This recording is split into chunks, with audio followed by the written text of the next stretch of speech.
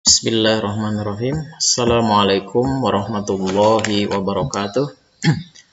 Alhamdulillahirabbil alamin. Allahumma sholli ala Muhammad wa ala ali Muhammad. Pada pertemuan kali ini untuk mata pelajaran Sejarah Kebudayaan Islam kelas 12, kita melanjutkan pembahasan ke bab 2. Pada bab 2 ini kita akan membahas tentang peran Wali Songo dan ulama Nusantara dalam perkembangan Islam di Indonesia. Nah, pada bagian pertama ini kita membahas tentang peran Wali Songo di Indonesia. Nah, siapa Wali Songo itu dan lain sebagainya. Nah, sebelumnya kita buka ke bagian peta konsep ya, atau pokok-pokok bahasan akan kita bahas. Nah, di sini tentang Wali Songo yang meliputi biografi atau riwayat singkat, riwayat hidup singkat, kemudian strategi dakwah Wali Songo, kemudian peran Wali Songo terhadap peradaban Nusantara atau Indonesia, kemudian juga keteladanan baik spiritual maupun intelektual. Nah, di sini ada 9 Wali Songo ya, kemudian strategi dakwahnya, kemudian perannya di berbagai bidang kehidupan masyarakat. Nah, selanjutnya kita bahas ke ini. Siapa Wali Songo itu? Nah, di sini Wali Subhanahu wa Ta'ala ya. Nah, sementara Songo itu dalam bahasa Jawa itu artinya 9, Songo atau Sanga. Jadi Wali Songo itu adalah 9 wali atau 9 ulama penyebar yang juga merupakan pelopor dan pejuang pengembangan agama Islam atau para tokoh wali yang melakukan islamisasi di Pulau Jawa, khususnya pada abad ke-15 dan 16 Masehi. Nah, tentu masyarakat Indonesia sudah tidak asing lagi dengan istilah atau sebutan Wali Songo. Nah, dalam masyarakat juga, khususnya masyarakat Jawa, Wali Songo itu juga disebut dengan Sunan ya. Nah, dakwah atau proses penyebaran Islam yang dilakukan oleh Wali Songo pada abad ke-15 dan 16 ini dapat diterima dengan baik oleh masyarakat karena mereka datang ke Nusantara, ke Pulau Jawa itu dengan niat yang baik, yaitu niat untuk menyebarkan agama Islam dengan santun, damai, tanpa memaksa. Dan uniknya juga, para wali ini menggunakan unsur-unsur budaya ya, budaya-budaya lokal, termasuk juga budaya-budaya yang sudah mentradisi di Indonesia, baik itu budaya Hindu maupun Buddha sebagai media dakwah. Misalnya menggunakan wayang, kemudian sastra-sastra Hindu, Buddha, dan juga yang lainnya. Nah, tentu saja perjuangan Wali Songo ini dalam menyebarkan Islam ini tidak mudah ya, karena mereka juga menghadapi tantangan dan juga konflik. Ya. Tapi proses penyebaran Islam yang dilakukan Wali Songo ini berjalan dengan baik, ya, sehingga Islam itu menjadi salah satu agama yang mayoritas ya dianut di Indonesia khususnya. Nah, kita membahas dulu yang pertama, Wali Songo yang pertama adalah Sunan Gresik ya. Nah, nama beliau ini Syekh Maulana Malik Ibrahim. Nah, Sunan Gresik ini merupakan seorang ulama, tokoh dan juga ahli pemerintahan.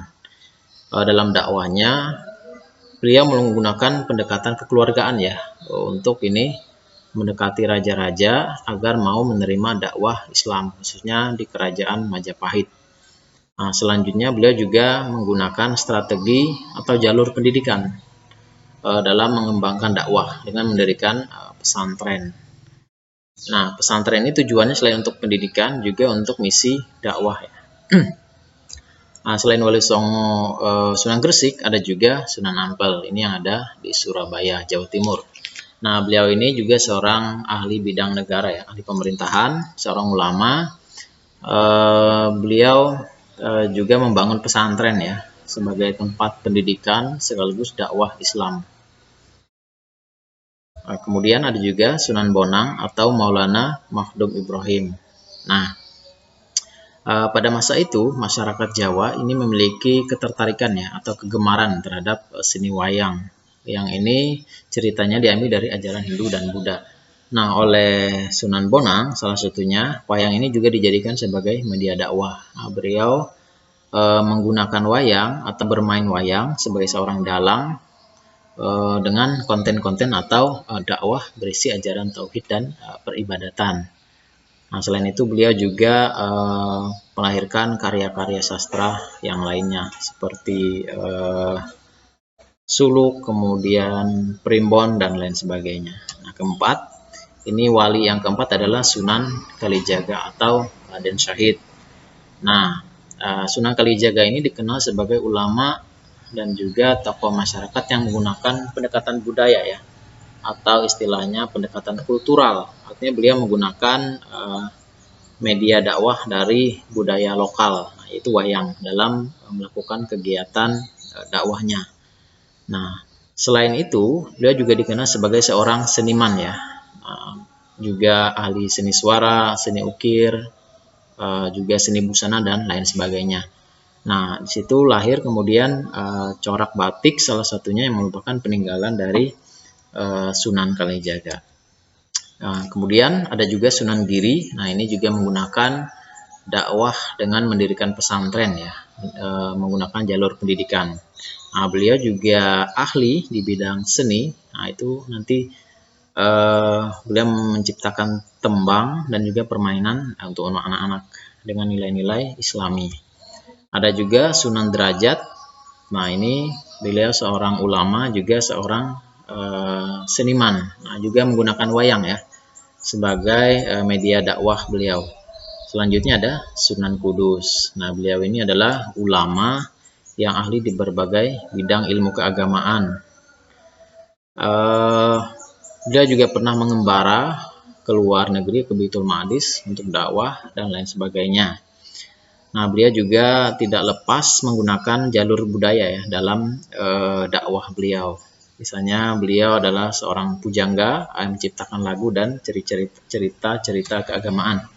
Nah, ada juga Sunan Muria.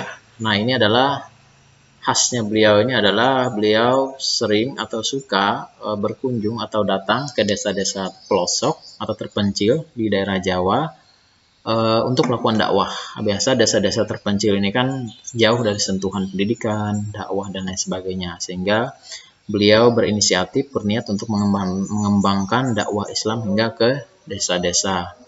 Nah, nama Sunan memberikan karena beliau juga memberikan pendidikan, pengajaran pada masyarakat di sekitar Gunung Muria. Nah, beliau juga seorang seniman ya, bahkan melahirkan tembang ya, itu Sinom dan Kinanti.